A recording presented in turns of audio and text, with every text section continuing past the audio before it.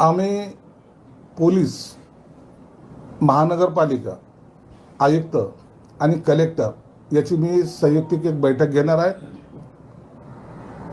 जसं मराठा आरक्षणाच्या वेळेला सर्वे झाला होता त्या पद्धतीने घरोघर सर्वे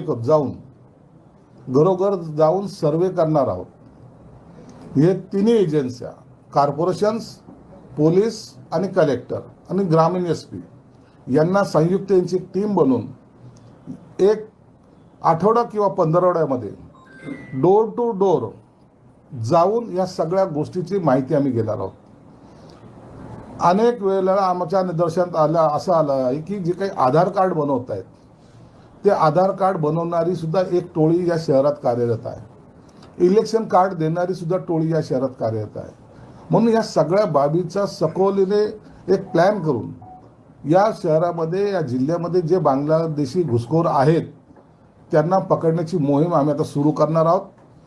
आणि तुम्हाला दिसेल की या 15-20 दिवसामध्ये एकही बांगलादेशी या शहरात राहणार नाही याची काळजी आम्ही घेणार आहोत.